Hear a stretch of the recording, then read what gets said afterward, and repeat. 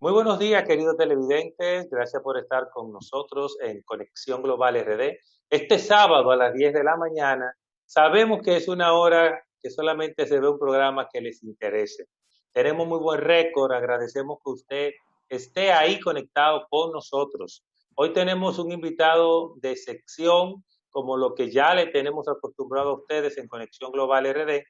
Y, por supuesto, me acompaña mi socio, amigo, hermano, productor y conductor, igual que yo, de Conexión Global RD. Víctor, bienvenido a tu programa. Muy buenos días, Manuel, y muy buenos días a todos nuestra amable teleaudiencia que todos los sábados se da cita con nosotros para intercambiar y compartir con ustedes los distintos temas del acontecer nacional e internacional con invitados especiales como el que tenemos en el día de hoy. Bueno, Víctor, hoy tenemos nada más y nada menos que a Giovanni Vicente Romero. Voy a dar un poquito de rápido de la biografía de Giovanni, porque es sumamente interesante. Pero antes de todo, quiero decirle que Giovanni es dominicano. O sea que tenemos en la diáspora, específicamente en Washington, una magnífica representación con quien vamos a estar hablando. Giovanni es abogado, politólogo, con experiencia como profesor y asesor de políticas públicas y gobernanza.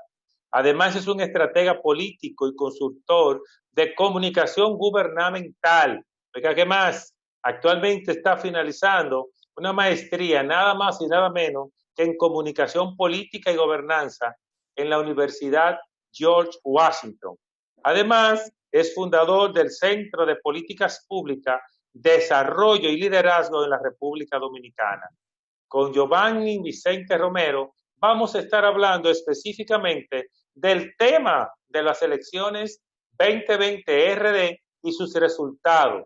Específicamente hablaremos sobre ganadores y perdedores. Giovanni, bienvenido a Conexión Global RD, tu espacio. Muchísimas gracias por su amable invitación y sobre todo por la gran introducción que me han hecho. Es para mí un gran honor, un placer encontrarme acá, así que voy a disfrutar bastante esta conversación. Muchísimas gracias por la gentileza. Gracias, Giovanni. Muchísimas gracias por estar con nosotros y nosotros orgullosos de ti.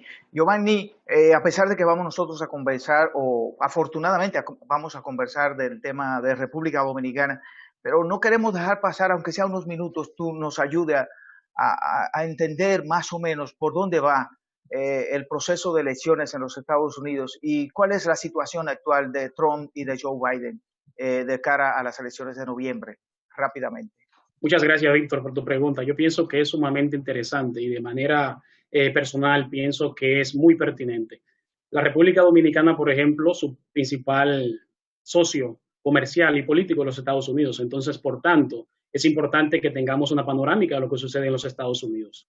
En noviembre, ya en apenas unos meses, en este país se va a realizar una gran elección, la elección presidencial.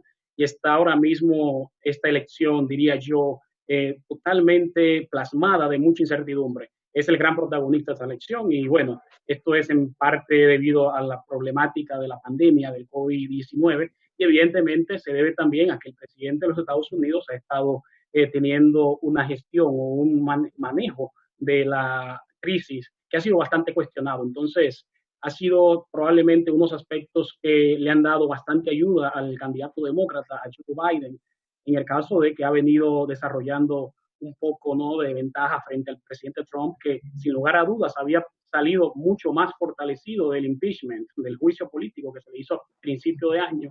Y entonces esto ahora ha venido a desvanecerse porque el candidato demócrata está ganando terreno y esto se debe en parte, sin lugar a dudas, al manejo o, diría yo, a la poca firmeza que ha demostrado el presidente, la administración de Trump, con relación a la pandemia. Yo pienso que y considero que la pandemia será el gran determinante de estas elecciones del 8 de noviembre, dependiendo de cómo sea el manejo de la misma y cómo se pueda solucionar este problema, si se logra detener la curva o aplanarla. Entonces es muy probable que el presidente salga fortalecido. Por ahora no se ha visto esto. Por ahora lo que se ha visto, sin temor a equivocarme, es que ha recibido bastante ataques, ¿no?, de los medios de comunicación, pero también de la sociedad civil, y esto ha coincidido en un momento estratégico histórico muy importante para los Estados Unidos, que es el tema racial, que son las luchas, las protestas que se están dando en la calle y que sin duda vienen a convertirse en una explosión de unas grietas sociales muy profundas que venían desarrollándose desde hace varios siglos.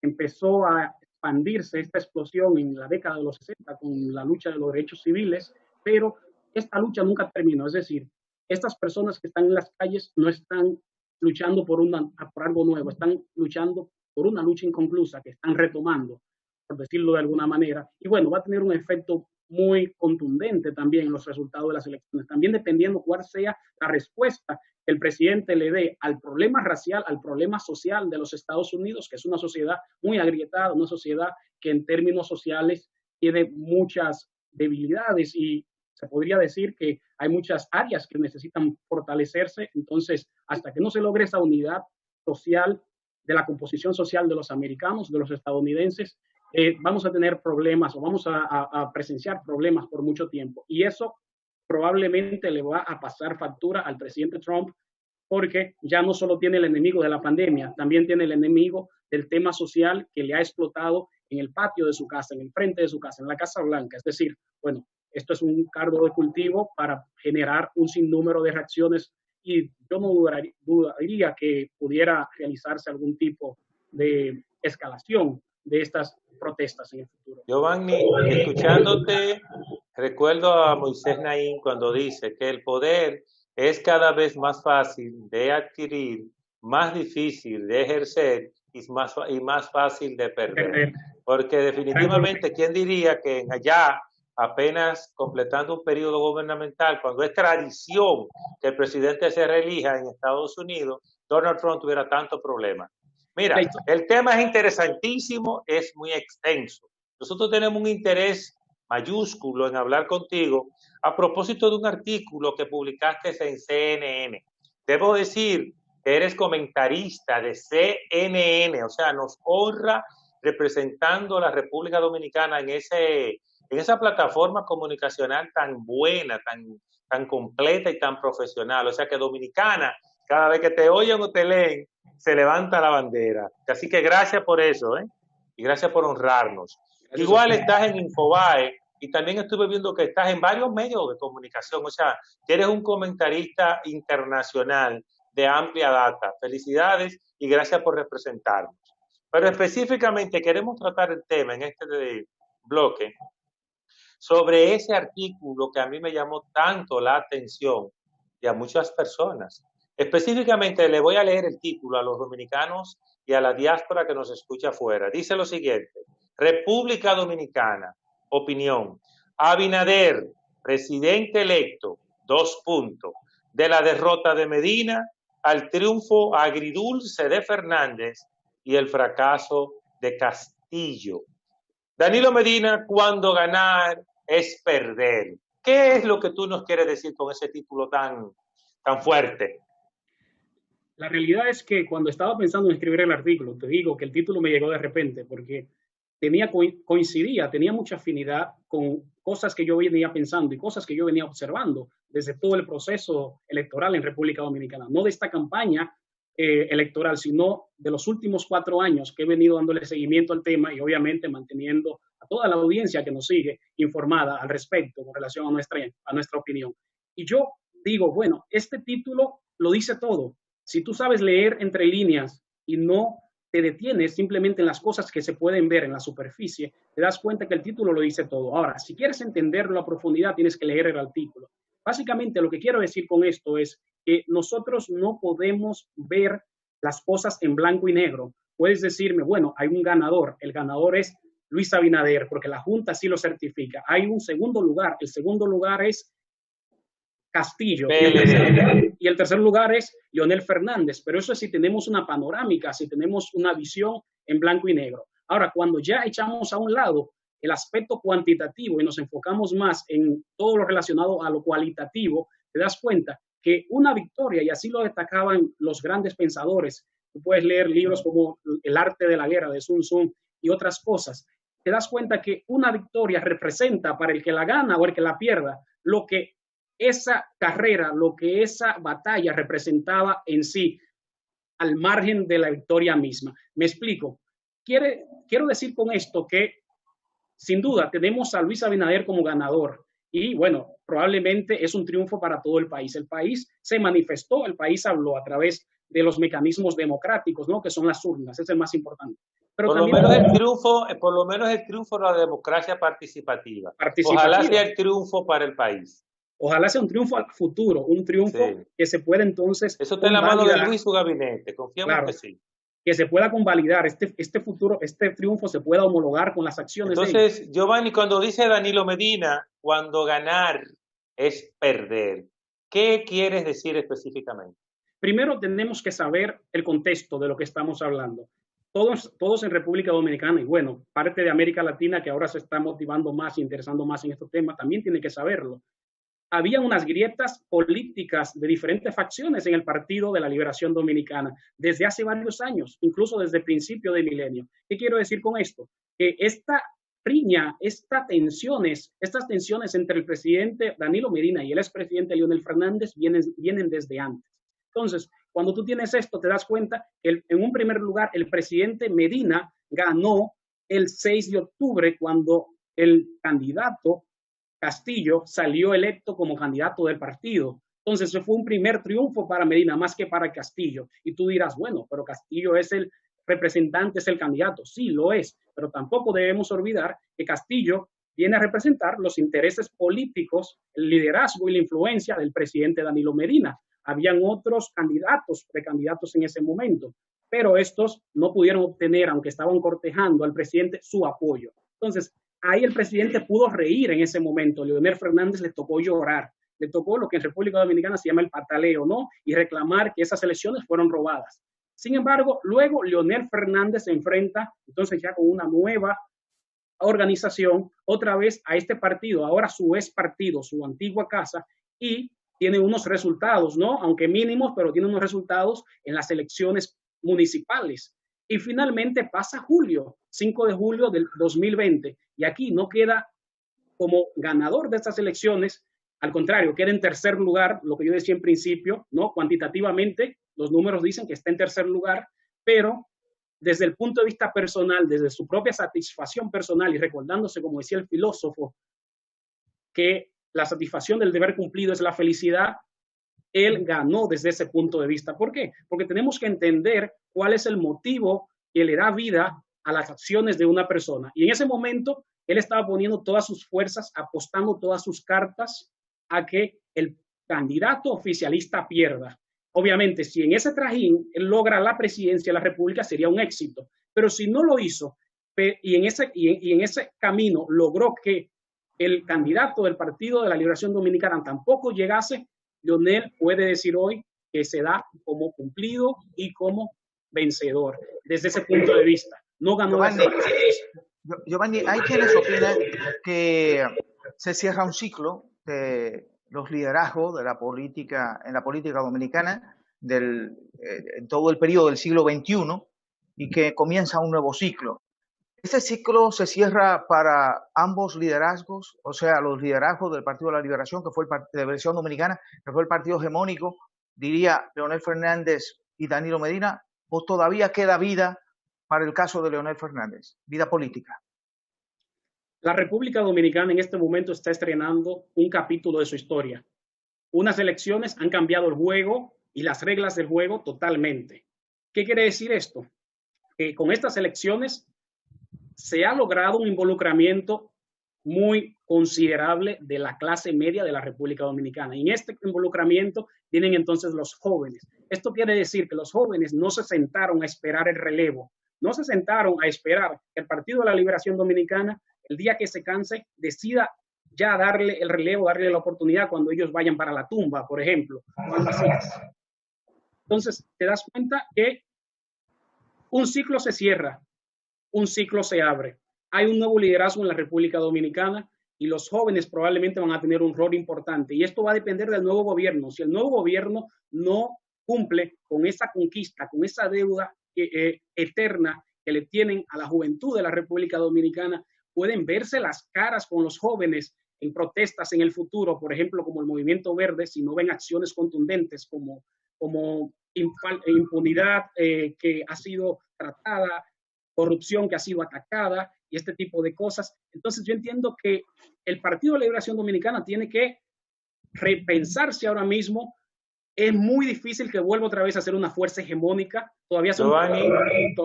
Mira, por favor, disculpa que te interrumpa, pero queremos cerrar este bloque, ¿no? Sin antes, queremos preguntarte.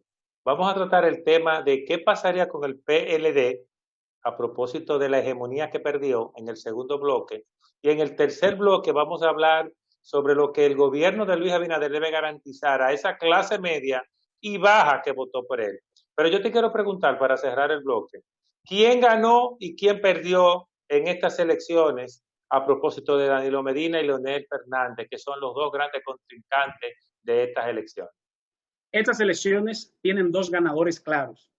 Ganó Luis Abinader y ganó el pueblo que votó por él. Estos son los dos ganadores de estas elecciones.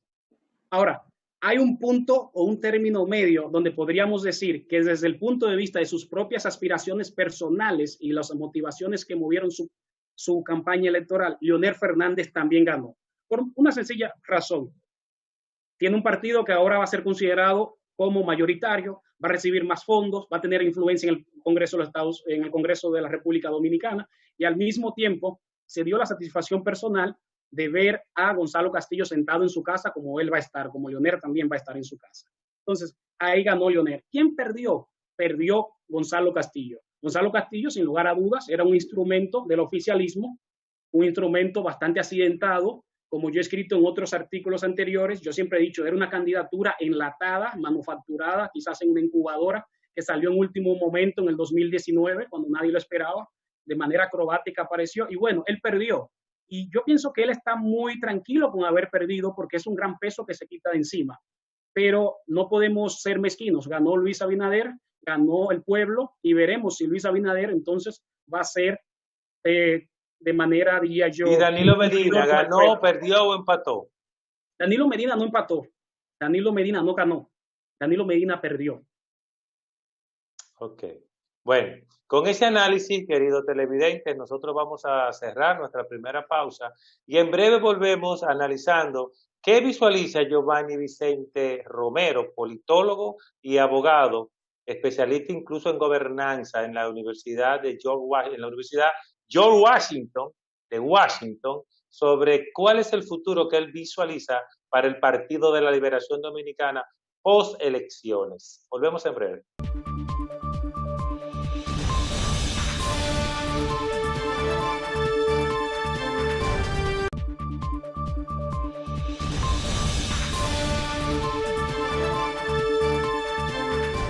Continuamos aquí con Giovanni Vicente Romero. Ya ustedes ven las credenciales de él, todo lo que significa un joven estudioso y dedicado. En esta parte, Giovanni, nosotros queremos que tú nos ayudes a entender un poco cómo ves este nuevo ciclo que se inicia en la República Dominicana, si los partidos que llaman tradicionales van a dejar de existir de cara al futuro, si van a nacer nuevos liderazgos, o qué tú visualizas de cara a los próximos años en la República Dominicana. O sea, partidos tradicionales, Víctor, te refieres al PRD, al Partido Reformista, todo eso demás partidos. Exactamente. Y a mí me inquieta mucho también, Giovanni, si en algún momento puedes puntualizarlo, la hegemonía que perdió el PLD. ¿Qué pudiera significar para el PLD? Oye, ni siquiera tenemos tantos senadores, ni siquiera tienen tantos diputados, o sea, prácticamente perdieron todo. ¿Qué pasaría con un partido que hoy ya no es hegemónico? Muy bien.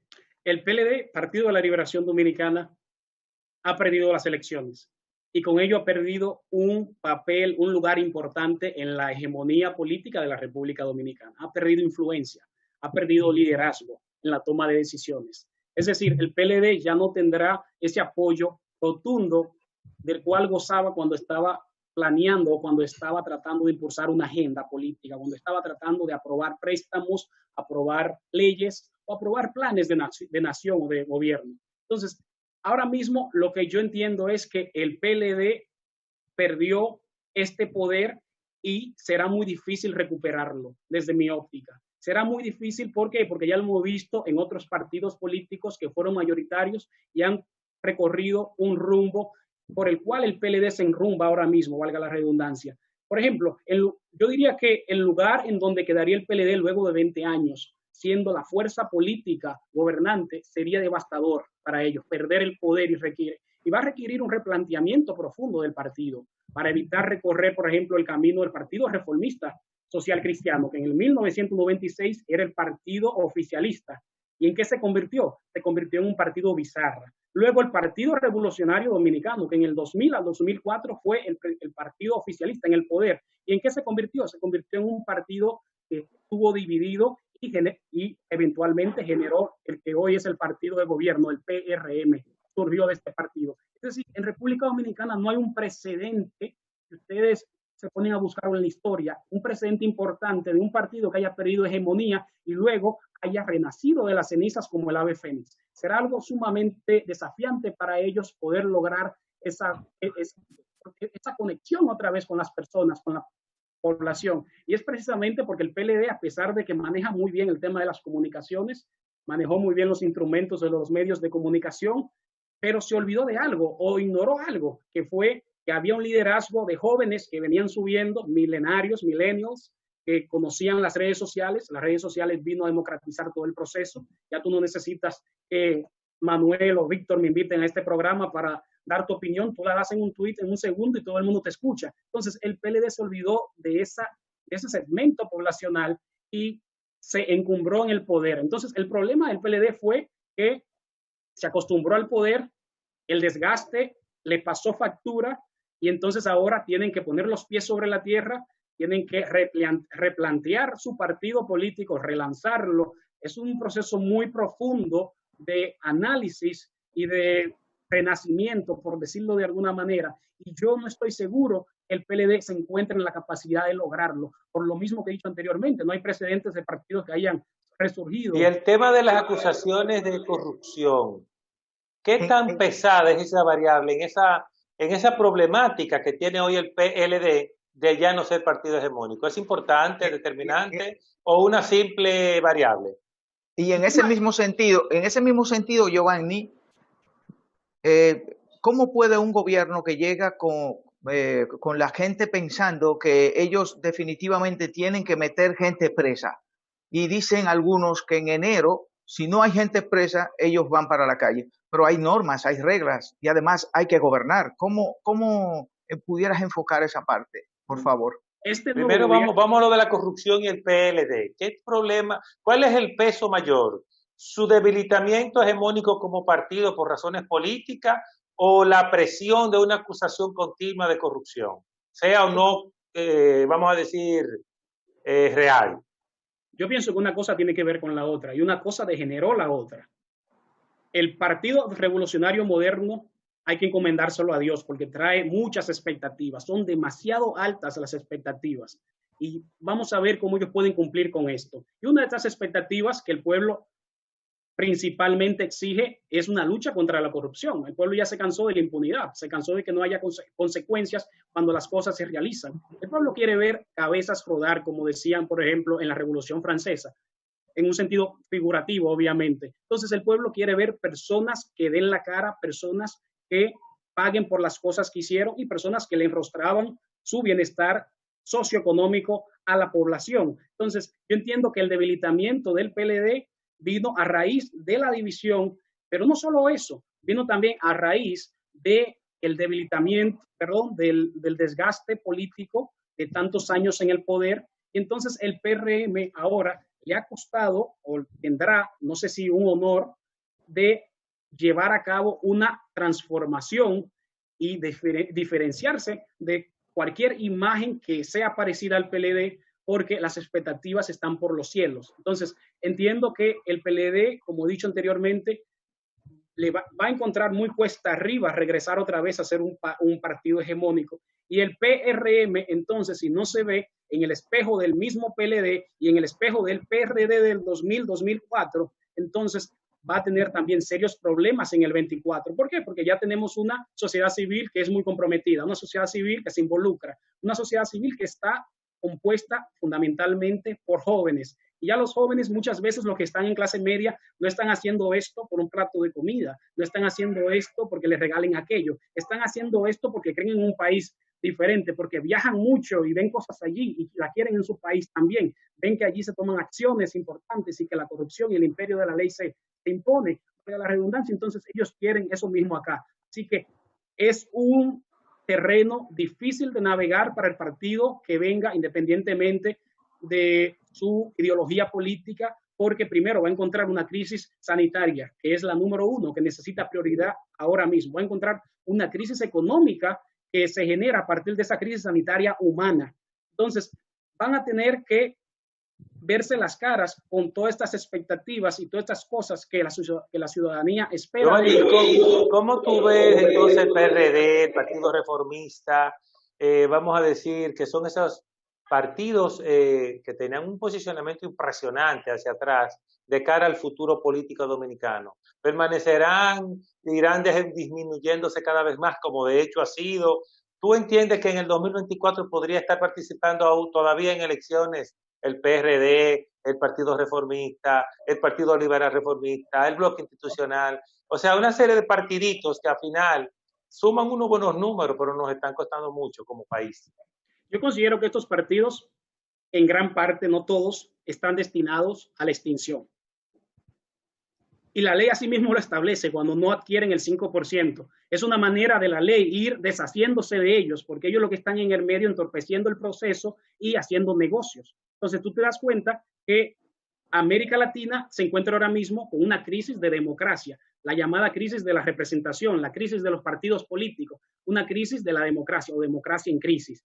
Entonces, República Dominicana no está ajena a ese contexto regional, incluso global. Y lo que sucede es que en República Dominicana estos partidos, como he dicho, están condenados a la extinción y es muy probable que para el 24 veamos estos partidos aún más pequeños por lo que he dicho. República Dominicana, aunque tiene un sistema multipartidista, son aproximadamente 20, 24, no tengo el número exacto ahora mismo, 28. Pero es 28, incluso más. Pero es un sistema que en la práctica realmente es bipartidista. Siempre hay dos partidos grandes, siempre hay dos partidos grandes. Entonces, estos partidos pequeños, y no es una cosa de ahora, es una cosa que viene desde el Partido Dominicano, que era hegemónico y único en República Dominicana en la década de Trujillo, y luego los otros partidos que surgieron a raíz del proceso del término de la dictadura y de la revolución civil y el 14 de junio. Estos partidos con el tiempo han ido disluyéndose hasta que llega un momento que se disuelven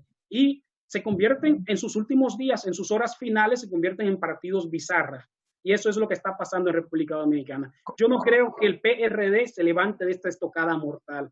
Yo no creo que el Partido Reformista se levante de esta estocada mortal. Yo no creo que hay esperanza todavía con el PLD. El PLD todavía es un partido fuerte, pero los otros partidos, sus últimas horas de existencia, la agotarán haciendo negocios, convirtiéndose en pequeñas y medianas empresas, en pymes políticas. ¿Y cómo ven la fuerza del pueblo de cara a futuro?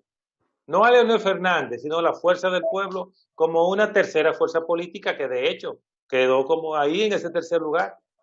No podemos ser mezquinos. Yo pienso que la fuerza del pueblo, independientemente de quien sea su candidato en el 2024, no sé si será el doctor Leonel Fernández, no tengo una bola de cristal para verlo, pero independientemente de esto, es un partido que tiene futuro. ¿Por qué? Cuando tú lo analizas desde un punto de vista estadístico y los números, te das cuenta que es un partido que tiene menos de un año. Y en menos de un año se ha convertido en uno de los que están en la mesa de la toma de decisiones, y están opinando y se le está escuchando. Y además lo están manifestando, lo están demostrando en las urnas. Primero en las municipales de marzo y segundo ahora en las presidenciales de julio. Entonces, 8 meses, Giovanni, específicamente. Exactamente. Es un partido en ascendencia. Impresionante. Tú como politólogo, imagino que estudiando historia de política global, hay pocos partidos en el mundo que hayan tenido la hazaña de tener esos logros, ¿sí o no? Es totalmente olímpico lo que ha hecho este partido, es totalmente olímpico.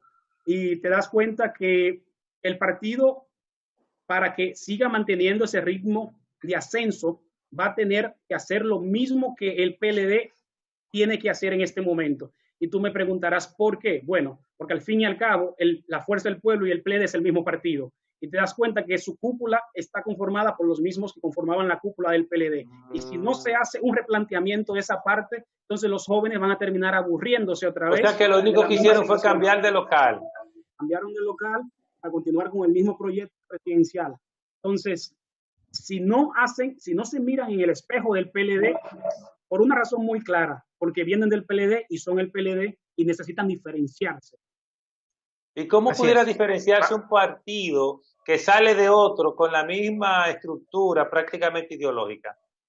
Es muy fácil diferenciarse. Consiste simplemente en adoptar posiciones distintas, ponerse del lado de la población, tomar acciones contundentes, porque en términos ideológicos, tú que mencionas ideología, en República Dominicana la ideología no existe. Cuando tú ves los 28 partidos y tú dices, ¿cuál de estos 28 partidos son de izquierda? ¿Cuáles son de derecha? En República Dominicana la izquierda y la derecha no existen, ni siquiera existe el centro. Nadie habla de eso, no es parte de la agenda temática. Un votante no sabe si es de izquierda, si es de derecha. Un votante solo conoce el nombre del partido, el color del partido y más que todo, el candidato. Vota por personas, no vota por partido ni por ideología. Y eso es lo que pasa en República Dominicana, no hay ideología. Wow. Bueno, señores, nosotros hemos cerrado el segundo bloque. Vamos a pausa comercial y tan pronto volvamos, vamos a hablar qué estilo de gobierno espera el pueblo dominicano que Luis Abinader lidere y si qué tan posible, porque yo creo que las expectativas son muy altas y las posibilidades muy bajas con relación a toda una realidad global y local a propósito de la pandemia. Volvemos en breve.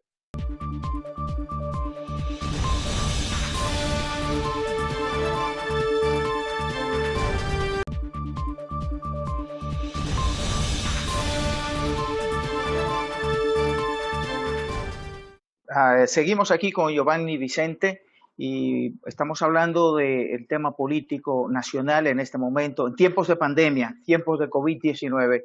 Giovanni Vicente nos está ayudando a interpretar la realidad nacional. Giovanni, un nuevo gobierno, el presidente Luis Abinader, ¿cuál es la panorámica que tú auguras para el presidente Luis Abinader en medio de las situaciones actuales del país y la correlación de fuerzas en el Congreso de la República para las tomas de decisiones?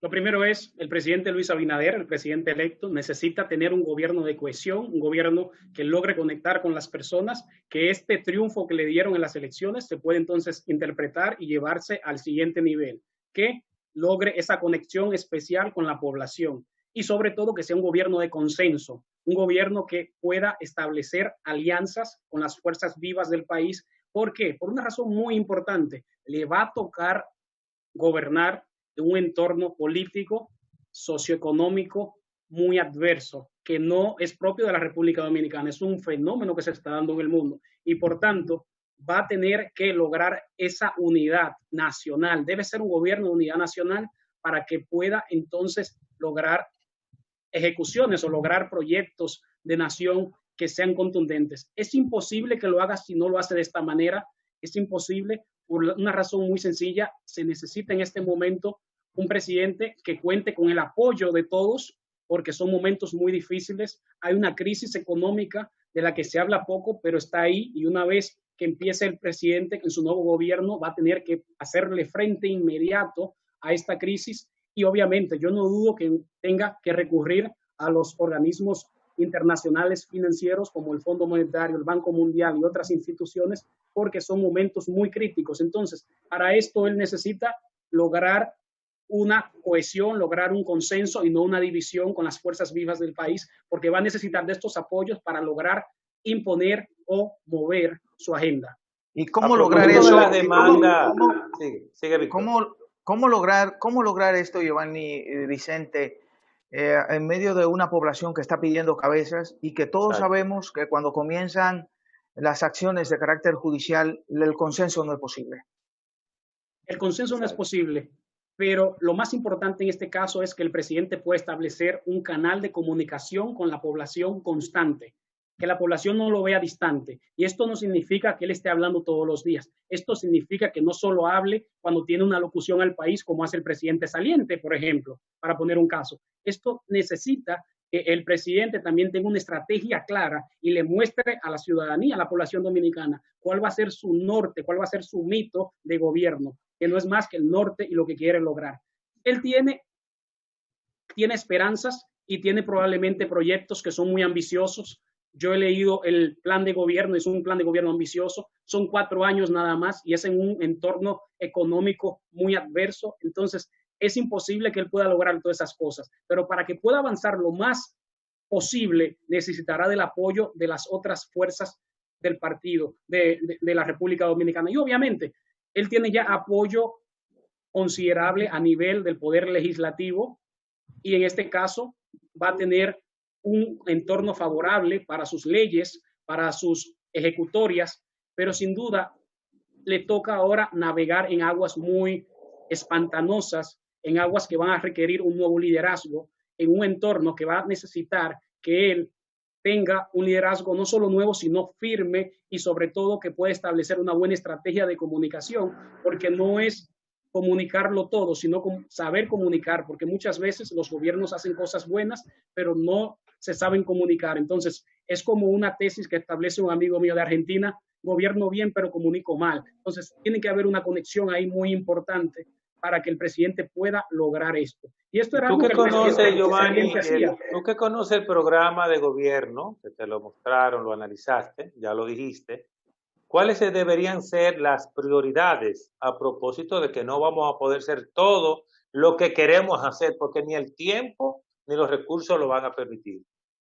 Lo primero es, él necesita el beneficio de la duda. Él necesita, como todo presidente, que se le dé su luna de miel para que en esos días nos pueda mostrar con sus acciones, cuál es la tesitura que trae. Con relación a las prioridades, como he dicho, el país está en una crisis global. La prioridad número 1 es la salud. Eso va a necesitar muchos esfuerzos, pero sobre todo también se necesita que esos esfuerzos en la salud se puedan hacer a través de algunos mecanismos o metodologías que puedan permitir también la dinamización de la economía, porque si se va a gastar mucho dinero en el sector salud, ese dinero también tiene que generar empleos. ¿Por qué? Porque es uno de los principales problemas que vamos a ver con esta pandemia, la pérdida de los empleos. ¿Por qué? Porque le estamos diciendo a las personas: quédense en su casa. Es necesario que se queden en su casa. Entonces, necesitamos ver cómo él puede garantizar los empleos. Eso es el número 2. El número 3 es educación. Él necesita trabajar en educación. República Dominicana tiene uno de los índices más bajos en términos de rendimiento, ¿no?, de la educación, y esto está demostrado ya con algunas mediciones internacionales. Entonces, él necesita lograr que esa inversión en educación pase de los planteles a la docencia, es decir, que no solo se construyan aulas, sino que también se construya capacidad. Eso es sumamente importante. Y finalmente, otra área muy crítica que él necesita afrontar y que no es propia del gobierno anterior, sino es un cúmulo de los diferentes gobiernos, es el tema de la seguridad ciudadana. La criminalidad en República Dominicana necesita una estrategia nacional que le ponga freno a este flagelo, y no es más que haciendo una conjunción o haciendo una combinación de los otros temas que yo he mencionado, como crear empleos, como lograr mayores índices en la educación de la República Dominicana. Y todo eso, aunque no lo hace a corto plazo, lo hace quizás a mediano y largo plazo, va a tener un efecto en el último renglón que he mencionado, que es la criminalidad. Y la institucionalización de la justicia. Giovanni, tenemos una situación acá, una queja continua de todos los gobiernos. El pueblo siempre se queja que aquí la justicia es solo para los pobres, que los ricos hacen lo que quieren y que los poderosos se gobiernan. ¿Cómo tú ves lo de la institucionalidad de la justicia? ¿Qué tan posible y necesario debe ser? La justicia tiene que ser independiente, indudablemente. Eso no es negociable.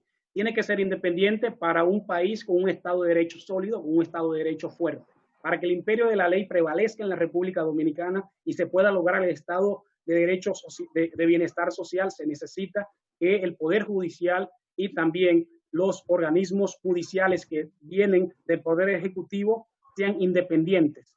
Y bueno, algunas personas hablarán que se necesita en este caso entonces cambiar la forma de designación de estas personas, que ya no dependan del Poder Judicial, pero te das cuenta que en los países desarrollados todavía el fiscal general, como se le llama procurador en la República Dominicana, pertenecen al Poder Ejecutivo, lo más importante no es el fiscal general, no es el procurador, lo más importante son las bases de las organizaciones. Es decir, todos esos fiscales que se encuentran en el Poder Judicial, que se encuentran en el Ministerio Público y los jueces tienen que pasar por un proceso de concursos. No pueden ser fiscales o jueces que estén dependiendo de procesos políticos. Y eso es lo que pasa en muchas ocasiones con el tema del Consejo Nacional de la Magistratura. Entonces, realmente no hay una independencia real en República Dominicana cuando tú analizas de dónde viene toda la estructura de la designación de los mandos en estas altas cortes y luego cómo estos mandos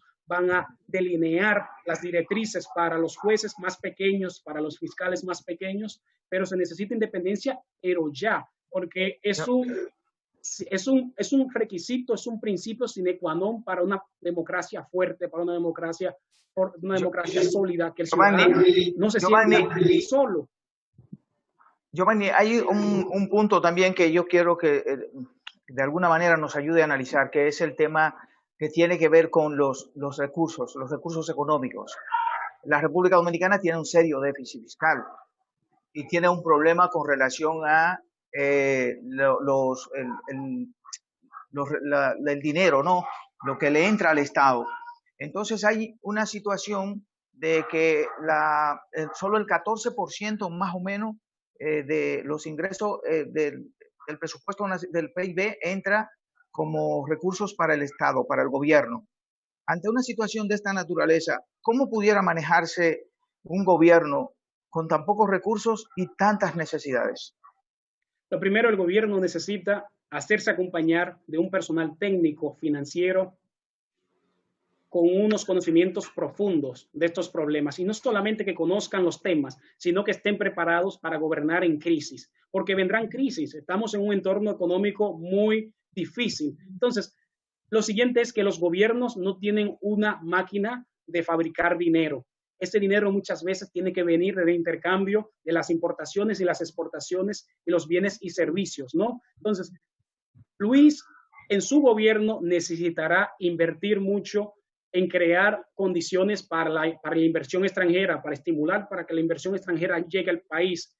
Tiene que trabajar mucho en incentivar al sector privado. Por lo tanto, yo decía en un principio que necesita tener una alianza muy fuerte con las fuerzas vivas del país, incluyendo el sector privado sobre todo, porque va a necesitar crear empleos. Y para crear empleos va a necesitar también tener incentivos, ¿no? Poder lograr que empresas multinacionales, inversores lleguen a República Dominicana y se encuentren en República Dominicana como un espacio muy atractivo desde el punto de vista de la seguridad jurídica y por tanto es importante que el gobierno sepa muy bien su equipo técnico cuál es el espacio fiscal que tiene para que no entren en una guerra de endeudamiento incesante que pueda llevar al país a un colapso porque no conocen muy bien su espacio fiscal y cuál es el rejuego fiscal que tienen. Entonces es imperativo que el gobierno dominicano pueda desarrollar este tipo de actividades, que pueda poner en marcha un proyecto para crear un sector privado mucho más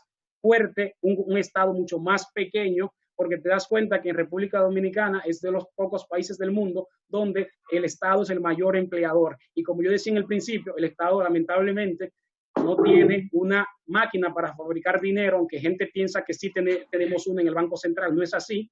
Al contrario, lo que se fabrica es mucho dinero inorgánico, mucho dinero que no tiene un respaldo, y luego eso deviene en una crisis política y eso genera ese déficit que tú mencionaste. ¿Por qué? Porque se hace una burbuja en la cual hay una percepción de que estamos con un superávit, pero realmente ese superávit se alimenta y se mantiene de un déficit que está solasllado abajo y que es el que está manteniendo el sistema rodando, pero es simplemente percepción. Bueno, Giovanni, ya hemos llegado al final del programa. Si quieres decirle algo a tu pueblo dominicano para despedirnos, este es el momento. Yo pienso que la República Dominicana tiene una gran oportunidad en este momento y es una oportunidad de empezar de nuevo, ¿no? El reloj se está reseteando y se está poniendo, las agujas se están poniendo en cero para que el país pueda replantearse su futuro nuevamente, pensar en el país y pensar en la nación. No es porque este partido, puede ser cualquier otro partido, pero los cambios siempre son buenos por una razón muy básica, porque las personas que están en el poder terminan acostumbrándose y eso no le gusta al pueblo. El pueblo termina aburriéndose de ello y eso tampoco es positivo. Y finalmente, porque el que viene nuevo trae un nuevo sistema y un nuevo libro de gobernanza y por tanto, como dicen allá, la escoba nueva barre mejor, pero no podemos dormirnos en los laureles. Así que el gobierno nuevo tiene que saber que el pueblo estará observando. Bien, bueno, con estas palabras despedimos el programa de hoy y agradecemos a Giovanni Vicente Romero, abogado, politólogo y especialista en gobernanza, terminando una maestría en comunicación estratégica en la Universidad George Washington. Terminada hace 2 años. ¿Ya lo terminaste? Excelente. Bueno, pues gracias, querido televidente. Soy Manuel Escalante, me acompañó Víctor Tineo. Nos vemos el próximo sábado con otro Conexión Global RD del mismo nivel que ya lo tenemos acostumbrado. Gracias por acompañarnos. Muchas gracias.